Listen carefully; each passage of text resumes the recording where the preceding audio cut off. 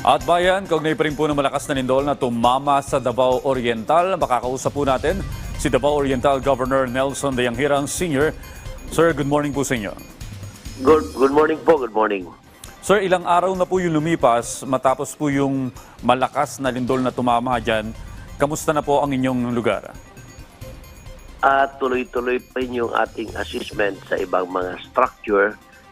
Sa mga private structure na tayo ngayon, no? As of now, still increasing yung totally damaged as well as partially damaged and the family affected. Okay. Ilan po yung mga kababayan natin dyan na nasa evacuation center pa rin po ngayon? As of now po, dahil sa panay-panay pa rin ng aftershock, no? Marami-rami pa rin pong mga evacuees na ayaw umuwi sa kanilang mga bahay dahil natiling takot.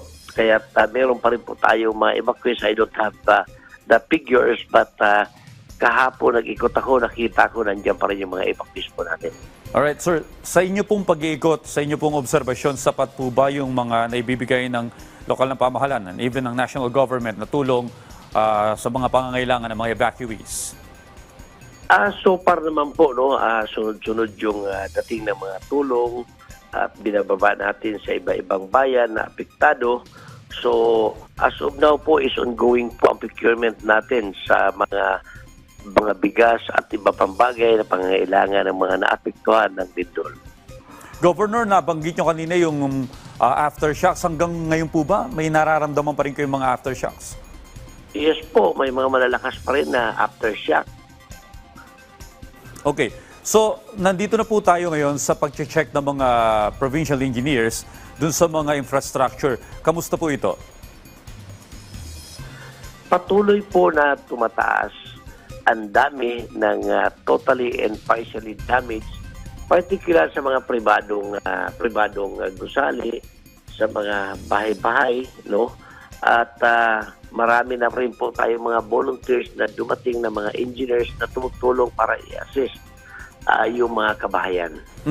Well, may mga ospital po na napabalita na pinalabas yung kanilang mga pasyente at mga medical staff dahil nga po sa delikado po dahil may mga aftershocks pa, no? Kamusta po sila ngayon?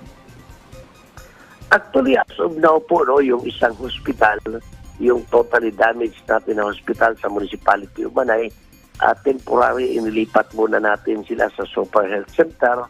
At yung pinakamalaking hospital natin na provincial hospital naman dito sa City of Mati, kasalukuyan ang lahat ng pasyente ay nasa labas na po ng gusali dahil nga sa sunod-sunod na aftershock at nagkaroon ng trauma ang mga pasyente kaya ayaw pa rin nilang bumalik sa loob ng hospital. Governor, napabalita rin po na naapektuhan ng malakas na lindol yung linya ng pinagkukunan ng tubig dyan sa inyo, no? Davao Oriental. Kamusta na po ito?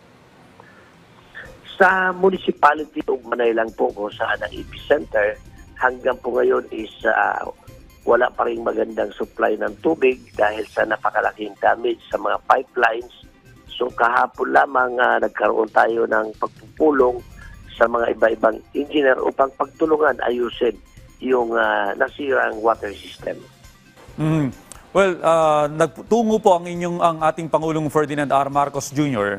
para makita yung pangangailangan ng ating mga kababayan dyan sa inyong lugar, no? Pero ano po yung mga pangunahing pangangailangan na pwedeng ibigay po sa inyong probinsya sa ngayon?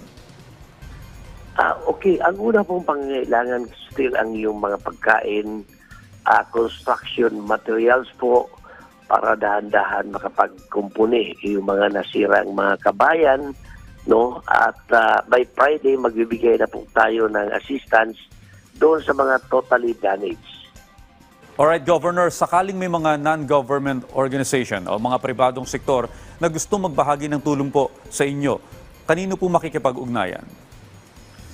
Bukas po ang ating Incident Command Post 24 hours dito sa Kapitolyo ng ating probinsya at meron rin po tayo mga iba-ibang Incident Command Post sa iba-ibang munisipyo and city po.